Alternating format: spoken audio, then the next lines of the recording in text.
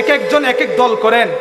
আমরা বলতে চাই, আপনারা যদি শেখ হাসিনার কথা আপনারা যদি ওপেন বলতে পারেন, খালেদা জিয়ার কথা যদি ওপেন বলতে পারেন, ডক্টর শফিকুর রহমান জামাত ইসলামের কথা যদি ওপেন বলতে পারেন, তাহলে যতদিন পর্যন্ত এই জমিনে থাকবো আমরা কি আল্লাহ তাআলার কথা বলবো না?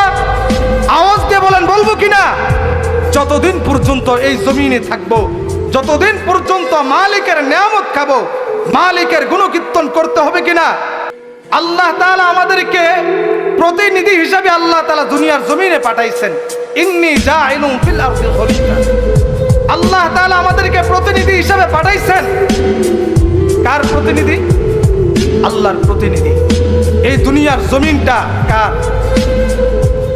সন্দেহ আছে? আসমান কার? আইন চলবো কার? এখানে আল্লাহর আইন বাদ দিয়া চলতে পারবেন? মাইনাস করে 92% মুসলমানের দেশ।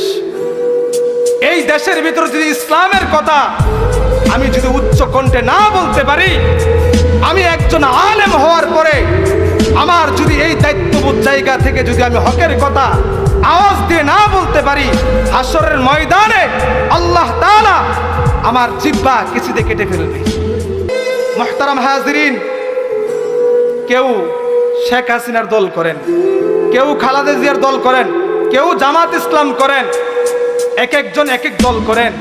আমরা বলতে চাই, আপনারা যদি শেখ হাসিনার কথা আপনারা যদি ওপেন বলতে পারেন, খালেদা জিয়ার কথা যদি ওপেন বলতে পারেন, ডক্টর শফিকুর রহমান জামাত ইসলামের কথা যদি ওপেন বলতে পারেন, তাহলে যতদিন পর্যন্ত এই জমিনে থাকবো আমরা কি আল্লাহ তাআলার কথা বলবো না?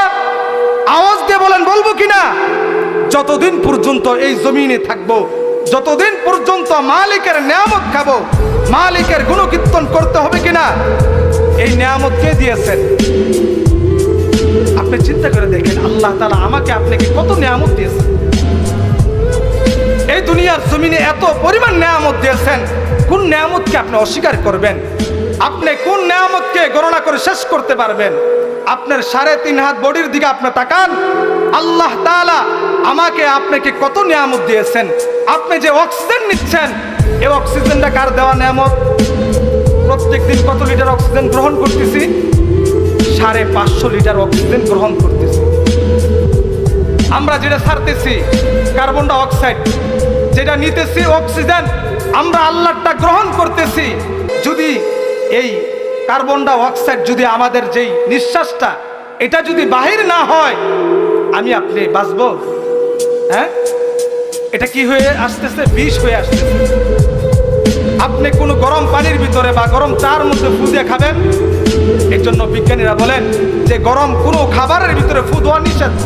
আপনি যে ফু দিচ্ছেন এটা বিষ খাচ্ছেন, যেই কারণে দেখবেন যে আপনার পরের দিন আপনার শরীর ব্যথা করতেছে।